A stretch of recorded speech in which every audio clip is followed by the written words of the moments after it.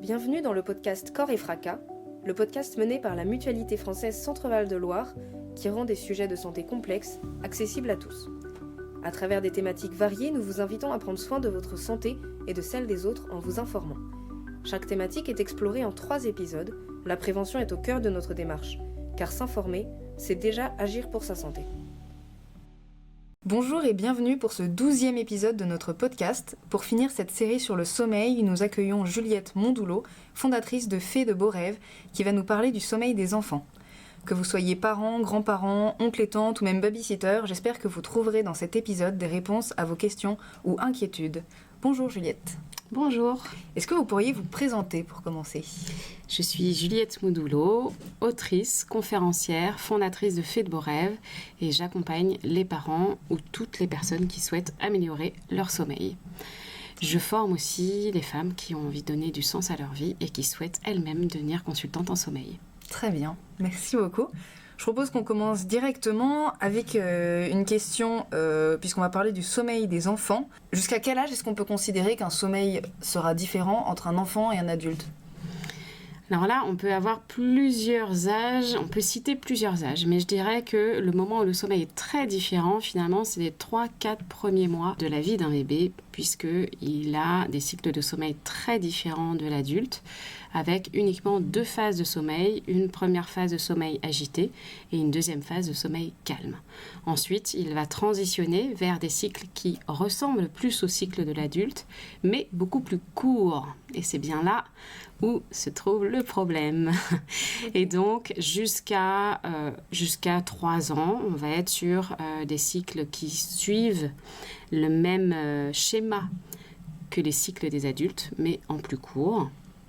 Et voilà, et je dirais jusqu'à l'adolescence, en fait, vous avez les cycles qui s'allongent petit à petit.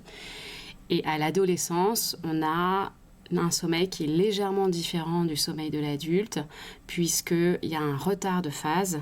Et c'est pas uniquement une mauvaise volonté de nos ados, mais ils ont envie de se coucher plus tard et de se lever plus tard. Et ça, c'est vraiment leur rythme interne. Et ensuite, voilà, le sommeil adulte. Donc, je dirais que chez les enfants, ça va être en effet vraiment autour de 10 ans qu'ils ont pratiquement les mêmes cycles que les adultes. Mais avant ça, globalement, on voit bien qu'on a des cycles qui sont très similaires, mais beaucoup plus courts. Ok. Et donc dans les 2 types de sommeil, notamment chez les nourrissons, est-ce qu'on peut faire un petit peu des parallèles avec le sommeil profond des adultes ou des choses comme ça ? Chaque type de sommeil sert à une chose différente ? Tout à fait. Donc il y a la première phase de sommeil qui est sommeil agité, c'est ce qui va devenir après le sommeil paradoxal. Donc le sommeil des rêves, mais évidemment les tout petits, à part mesurer une activité électrique, on ne sait pas vraiment ce qui se passe pendant leur sommeil. Et effectivement, la deuxième phase de sommeil, dit sommeil calme, sera les prémices du sommeil lent profond de l'adulte. Mais on voit bien que c'est dans un ordre qui est inversé, puisque chez l'adulte, on démarre par un sommeil léger, très léger, profond, paradoxal, et donc chez le nourrisson, c'est inversé. Et donc ça peut désarçonner pas mal de jeunes parents. Parce qu'en fait, quand ils voient leur enfant qui s'endort, eh bien, il peut être très agité. Il peut avoir l'impression qu'il grogne, qu'il s'agite dans son lit ou dans les bras et qu'il ne dort pas alors qu'il est en train de dormir. Et donc, une erreur, c'est de vouloir reprendre son nourrisson dans les bras ou bien penser qu'il ne dort pas.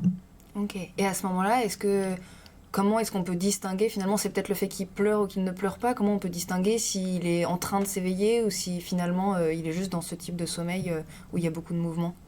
Se dire que dans tous les cas, s'il n'y a pas un appel direct du nourrisson, c'est-à-dire en effet le pleur qui veut dire j'ai besoin d'attention et j'ai besoin d'être pris dans les bras, se dire qu'on peut en fait observer son bébé, tout simplement en se disant il est agité, il grogne, il essaye de mettre un peu ses mains à la bouche, il tourne la tête, laissons-le et observons-le avant de vouloir tout de suite agir. Ok, très bien.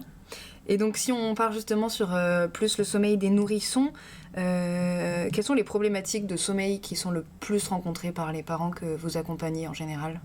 Les problématiques de sommeil vont être autour de l'endormissement, un endormissement long, difficile, ou bien un endormissement qui se fait assez bien, mais par exemple dans les bras ou au sein, et des difficultés à poser le bébé dans son lit. Il va y avoir des difficultés autour des réveils nocturnes, mais qui sont physiologiques et normaux. Et on l'a vu tout à l'heure, les cycles sont plus petits. Donc en effet, le tout petit, plus il est petit, plus le bébé se réveille souvent. Donc ça, c'est tout à fait normal. La problématique, c'est pas le réveil nocturne en lui-même, c'est le fait de ne pas réussir à enchaîner les cycles de sommeil. Et souvent, cette problématique, elle arrive plus après les 3-4 mois, la fameuse régression des 4 mois, puisque les cycles changent, j'en ai parlé tout à l'heure, et il y a des phases de sommeil qui sont plus légères entre les phases de sommeil profondes et plus agitées. Et donc là, ça veut dire que le bébé se réveille davantage que lorsqu'il est tout petit. Et donc s'il a besoin de son parent pour s'endormir, eh bien c'est normal qu'il ait besoin de son parent pour se rendormir et enchaîner ses cycles de sommeil. Ok. Et à ce moment-là, comment faire la différence entre un réveil entre deux cycles, mais où l'objectif serait qu'il se rendorme rapidement, et un réveil d'équivalent fin de nuit? D'équivalent de fin de nuit, ou alors un réveil nutritionnel, c'est-à-dire d'avoir besoin effectivement de s'alimenter. Pour moi, l'important, c'est d'être à l'écoute de son bébé. Et un bébé qui veut vous dire qu'il a faim, il va vous le dire de manière assez explicite en général. Et là, il n'y a pas trop de questions à se poser. En début de nuit, je dirais que d'essayer d'aider bébé à enchaîner son cycle de sommeil sans forcément lui donner à manger peut de toute façon être une bonne idée. Et si il a faim, clairement, il ne va pas se rendormir. Ok. Et à ce moment-là, est-ce qu'il y a quelques recommandations un peu génériques de temps de sommeil entre deux périodes où il aura faim, ou est-ce que c'est vraiment très bébé dépendant? Pour moi, c'est bébé dépendant, surtout chez les bébés allaités, puisqu'on va plutôt les laisser, c'est vraiment, les tétés sont à la demande, et la lactation va répondre à vraiment l'offre et la demande. Et donc, plus un bébé va téter souvent, et plus ça va stimuler la lactation de la maman. Donc, il y a quelque chose qui est assez un processus assez naturel qu'il vaut mieux laisser faire. Néanmoins, on peut quand même estimer qu'un bébé n'a pas forcément besoin de téter plus souvent que toutes les 3 heures. Mais attention, je ne dis pas qu'il ne faut pas lui donner plus souvent que toutes les 3 heures, mais ça donne une première indication éventuellement que voilà, ça fait 3/4 d'heure que j'ai couché mon bébé, il se réveille. Il y a des chances que ce ne soit pas la faim qu'il est réveillé, mais tout simplement qu'il a terminé un cycle. Très bien. Merci beaucoup. Et si on va du coup sur le sommeil des enfants un tout petit peu plus âgés, on a parlé notamment des difficultés d'endormissement. Qu'est-ce qui permettrait de faire la différence entre vraiment une situation préoccupante et simplement un endormissement ponctuellement un petit peu difficile? Alors, tout dépend de la fréquence de la difficulté d'endormissement, déjà. Si c'est une fois de temps en temps, effectivement, parce que on est revenu de vacances, donc il y a un changement de décor, il y a une petite maladie, il y a un contexte qui fait qu'effectivement, on a un endormissement qui est plus compliqué. Et il y a également la durée de l'endormissement un petit peu difficile.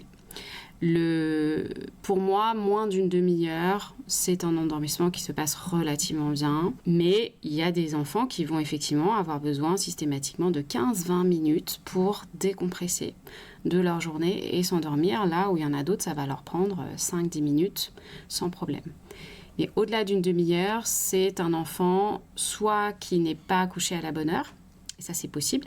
Il ne faut pas forcément se dire que c'est parce qu'on l'a couché trop tôt, parce qu'un enfant qui est trop fatigué va aussi avoir du mal à s'endormir le soir. Et donc ça c'est un piège dans lequel on tombe assez facilement, surtout quand on a son enfant en mode pile électrique surexcité. Alors ça, je vous le donne plein dans le mille, c'est un enfant qui est trop fatigué. Ok. Mais on peut aussi avoir un enfant qui n'est pas assez fatigué, qui a du mal à s'endormir. Donc je dirais que ça, c'est une des premières choses à regarder, c'est le rythme de sommeil de l'enfant. Est-ce que j'ai la bonne fenêtre d'endormissement? Et ensuite, ce qui peut avoir tendance à retarder l'endormissement, c'est d'avoir besoin de son parent pour s'endormir, et surtout quand le parent est là pour l'endormissement le soir, mais qu'il n'est plus là la nuit.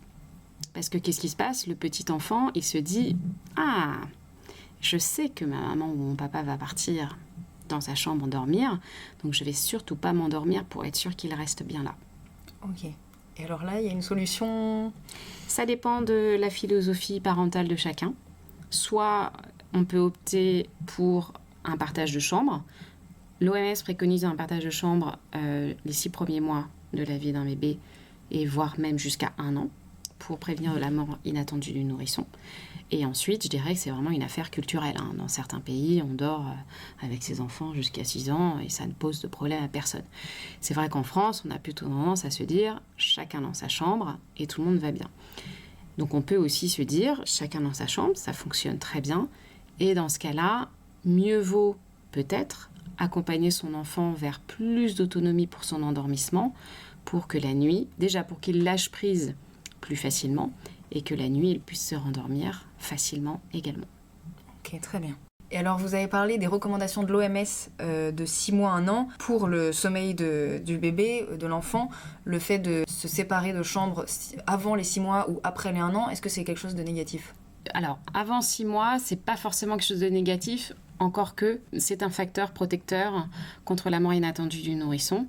Après, moi, ce que je dis toujours aux parents qui vraiment n'arrivent pas à dormir avec le nouveau-né dans leur chambre, c'est globalement, d'accord, il y a un petit peu plus de risques, mais qu'ils n'en perdent pas la santé, qu'ils n'en perdent pas le sommeil non plus. Donc, c'est un choix parental. Et je dirais qu'au-delà de 1 an, et moi, ce que je vois dans mes accompagnements, c'est souvent après 8-9 mois, en effet, la présence parentale peut amener davantage de réveils nocturnes chez l'enfant. En fait, c'est pas qu'il se réveille plus souvent, mais c'est qu'à chacun de ses réveils, il va peut-être plus souvent solliciter son parent qui est dans la même chambre que lui.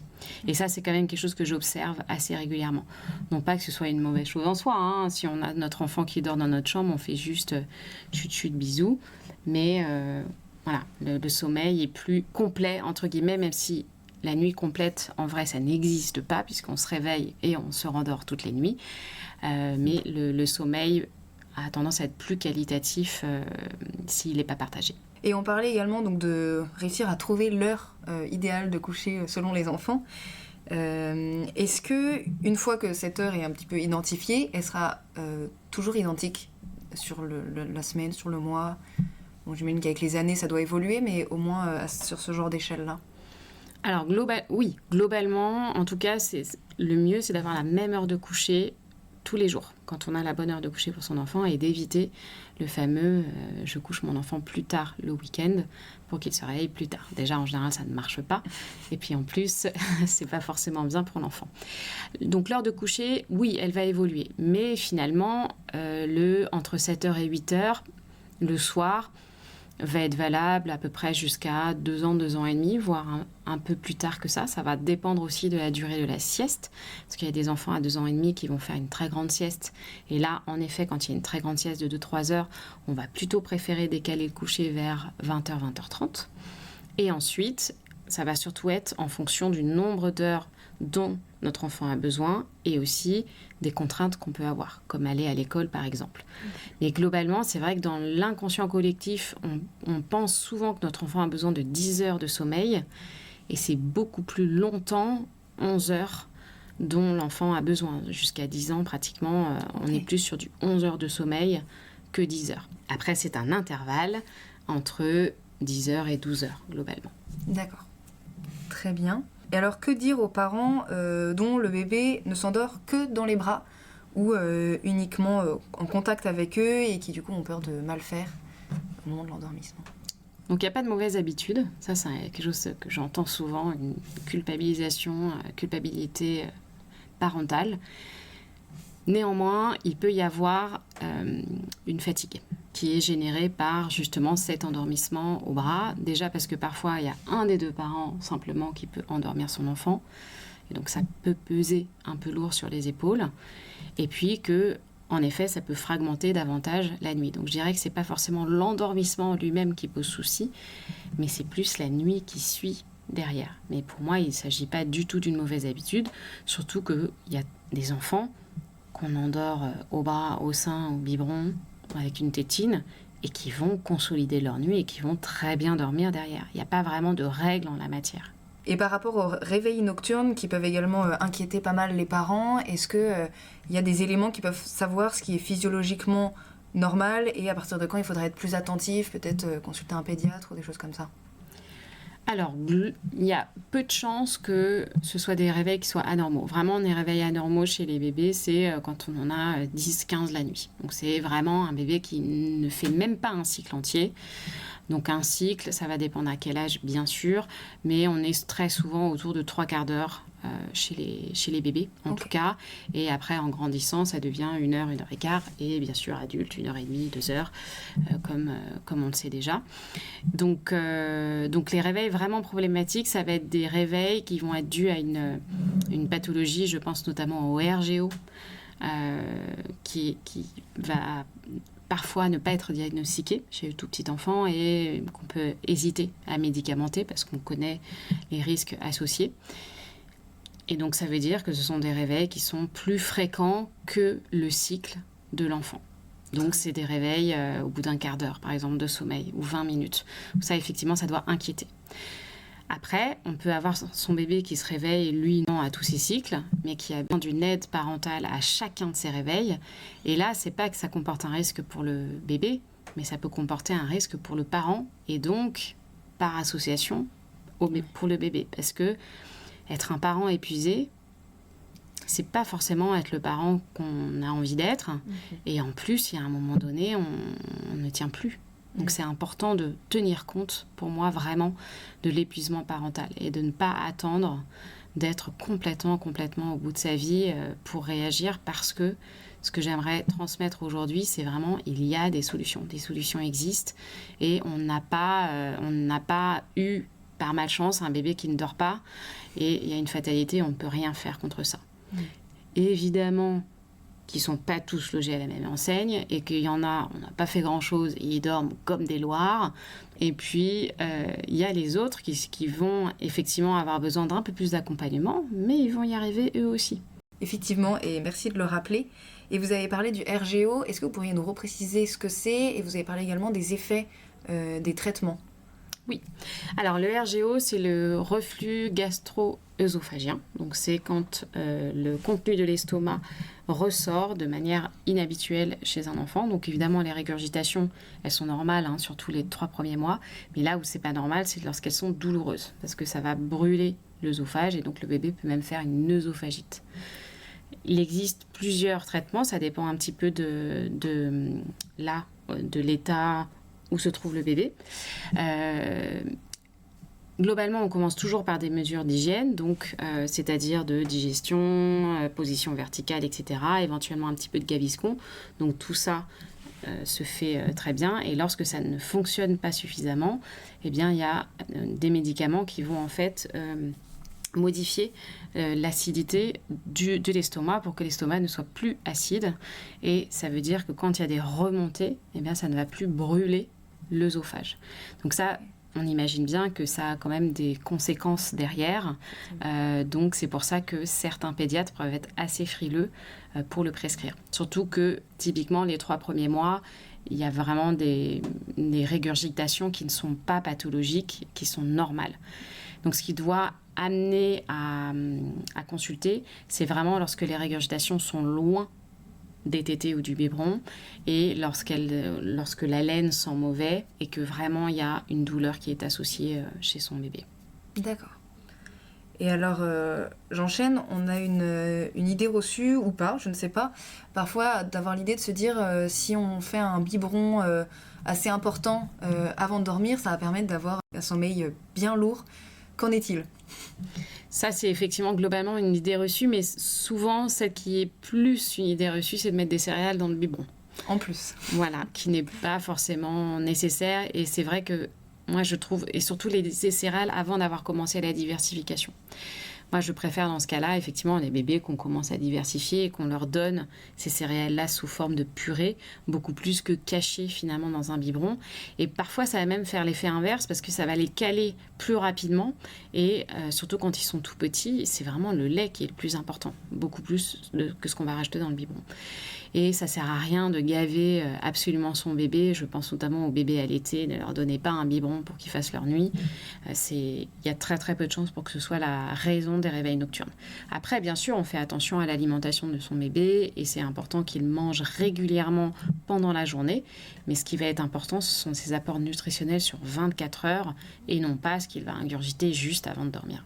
Très bien. Si on va chez des enfants encore un petit peu plus grands, qui vont peut-être être résistants au coucher, qui ne voudront pas aller se coucher, est-ce que à ce moment-là, quelle est la bonne méthode finalement? Est-ce qu'il faut que les parents restent? Est-ce qu'il faut parfois, on dit, laisser pleurer, ou en l'occurrence pour des enfants un peu plus grands, juste forcer le coucher? Là, on parle de quel âge? Peut-être à partir du moment où les enfants peuvent s'affirmer à ce niveau-là. Donc autour de 2-3 ans, eh bien, tout dépend de la philosophie parentale. Vraiment se dire que pour moi, il n'y a pas une bonne et une mauvaise solution. Je trouve qu'on culpabilise beaucoup les parents aujourd'hui sur leur manière de faire, que ce soit d'un spectre ou d'un autre. Donc c'est bien sûr ok si on a son enfant qui pleure, surtout si on lui a expliqué au préalable quelles sont les règles de la maison, qu'est-ce qu'on attend de notre enfant et qu'on l'encourage sur le fait qu'il va réussir. Après, c'est vrai que dans ma philosophie et dans les accompagnements que je fais auprès des jeunes parents, j'essaye plutôt de faire les choses progressivement, c'est-à-dire de ne pas passer de coller serré avec mon parent le temps de l'endormissement à bon ben ciao ciao, je t'enferme ma clé dans ta chambre et puis à demain matin. Donc pour moi, c'est bien de faire les choses progressivement et de faire un pas après l'autre. Très bien. Et alors, si on parle d'endormissement, forcément, ça fait penser au rituel du soir, la lecture de l'histoire, etc. Quelle importance ça a? C'est très important, et ça fait vraiment partie de l'étape fondamentale pour aider nos enfants à bien dormir ou à mieux dormir s'il y a un souci de sommeil au départ. Et même si tout le monde le sait, je pense, je vois vraiment dans, je dirais, 90% des accompagnements que je fais, eh bien, ils sont pas vraiment fait exactement comme il faudrait. Qu'est-ce que c'est un rituel? Comment est-ce qu'il faudrait qu'il soit? Mais déjà, par définition, il faut qu'il soit tous les jours le même. Et je vois souvent, finalement, l'ordre, on change un peu d'un jour à l'autre, un petit peu comme ça nous arrange. Suivant le parent, il est un peu différent. Alors bien sûr, chacun peut avoir sa patte. Et il ne s'agit pas, par exemple, de lire toujours la même histoire. Heureusement, pour le bien-être des parents. C'est ça, et parce que de toute façon, plus tard, il y aura un âge où votre enfant voudra toujours la même histoire. Donc, attendez ce jour-là avant de le faire par vous-même, parce que voilà, ça sent le vécu. Et donc, le rituel, pour moi, il y a plusieurs choses qui sont importantes. La première, c'est qu'il ne dure pas trop longtemps, mais qu'il dure suffisamment longtemps. Une durée qui est bonne, c'est entre 20 et 30 minutes. C'est-à-dire pas 5 minutes expédiées, mais pas non plus 1h30. La deuxième chose, je l'ai déjà dit, on veut vraiment des étapes qui soient dans le même ordre et qui soient globalement les mêmes d'un jour à l'autre. Même quand on est en voyage, quand on est ailleurs, on essaye de faire quelque chose qui ressemble. Si par exemple on a un bain dans un rituel, on va peut-être pas pouvoir le faire à chaque fois, mais on peut avoir un petit gant de toilette par exemple pour faire comme si on faisait le bain. La troisième chose qui est importante, c'est la lumière pendant le rituel. Pas avoir des LED blanches hyper fortes ou alors quand on est en plein été, et là les jours vont bientôt arriver, eh bien c'est de se dire je tamise vraiment l'ambiance. Parce que s'il fait plein jour dehors, évidemment qu'on n'a pas du tout envie d'aller se coucher. Donc la lumière est importante et le tempo aussi du rituel est important. Parce qu'on veut à la fois que ce soit structuré, mais on ne veut pas être ni stressé, ni dans le speed. On veut que ce soit quelque chose qui nous amène progressivement au sommeil, donc on veut que ce soit assez lent. La lenteur amène le sommeil. Et les différentes étapes qu'on va avoir dans un rituel, il va y avoir souvent une étape d'hygiène, donc autour du brossage de dents, une dent, une brosse à dents. Souvent, moi, je vois les brossages de dents qui commencent un peu tard. Vraiment pas, même un bébé, on lui brosse les dents avec bien sûr une petite brosse toute douce ou alors juste une petite compresse avec du sérum physiologique. Un temps de partage, typiquement la petite histoire, souvent c'est pas quand ils sont tout bébés, mais quand ils grandissent, mais ça c'est chacun qui l'instaure quand il le souhaite. Et ça peut être aussi tout simplement une petite chanson, une berceuse, Ça peut être de se raconter la journée, ça peut être de faire des gratitudes, de faire des prières pour des parents qui sont religieux. Voilà, des choses comme ça qui est vraiment un moment de partage entre soi et son bébé. Et bien sûr, un moment de câlin, d'affection, de bisous et de lui dire bonne nuit et à demain matin. Très bien. Alors là, on a tout ce qu'il faut pour mettre en place le bon rituel. Merci beaucoup. Et alors une question par rapport aux familles nombreuses, quand il y a plusieurs enfants qui vont avoir un petit écart d'âge, est-ce qu'il faut essayer de grouper l'heure du coucher ou alors aller en intervalle, toutes les demi-heures, un enfant qui va se coucher? Qu'est-ce qui est mieux pour faciliter l'endormissement? Globalement, de plutôt respecter les besoins en sommeil de chacun. Mais c'est vrai que quand il y a une fratrie, c'est quand même plus facile d'avoir des étapes où on va le faire avec nos enfants en même temps. Donc on peut très bien avoir une heure de coucher échelonnée, mais avoir des étapes ensemble, parce que sinon, typiquement, on est toujours obligé d'être deux chaque soir et ça peut être un petit peu compliqué. Donc il n'y a pas forcément une bonne réponse, et c'est vrai que certains enfants peuvent être couchés à la même heure, mais pour moi c'est important de, avant tout, répondre aux besoins de chacun. Et il est tout à fait possible, même pour un partage de chambre, même des enfants qui partagent la même chambre, de ne pas les coucher exactement à la même heure. Ils peuvent très bien comprendre que quand ils vont se coucher, on ne fait pas trop de bruit, parce qu'on a son petit frère ou sa petite sœur qui est déjà endormi. Et donc c'est vrai que souvent, on couche plutôt les plus jeunes en premier et les plus âgés ensuite, sauf un cas de figure particulier qui est lorsque le plus grand commence tout juste à ne plus faire la sieste et qu'on a un petit qui fait encore la sieste. Où là, effectivement, le grand qui est en moyenne section, grande section, peut être très fatigué le soir et avoir besoin d'être couché plus tôt que son petit frère ou sa petite sœur. Ok. Et alors par rapport à la sieste, est-ce qu'il faut laisser l'enfant faire sa sieste de la durée qu'il le souhaitera, ou est-ce qu'une sieste qui s'éternise, déjà qu'est-ce qu'une sieste qui s'éternise, et est-ce qu'il faudrait aller réveiller l'enfant à ce moment-là? Alors c'est rare qu'il faille réveiller un enfant, en général il dort ce dont il a besoin, et souvent les enfants qui font des siestes un peu longues, c'est qu'il y a un petit rattrapage de nuit. C'est que souvent les nuits sont pas très bonnes, contrairement à ce qu'on pourrait penser. On peut avoir l'impression que c'est l'inverse qui se passe. Mais comme toujours, il y a toujours des exceptions et il y a effectivement certaines siestes un peu longues qui peuvent empêcher un enfant de s'endormir correctement le soir. Je pense notamment à l'enfant de 2 ans, 2 ans et demi qui est chez la nounou ou à la crèche, qui va faire 3 heures de sieste. En effet, pour cet enfant-là, il peut être bien non pas de le réveiller, mais de faire en sorte qu'à un moment donné, il n'enchaîne pas vers un autre cycle.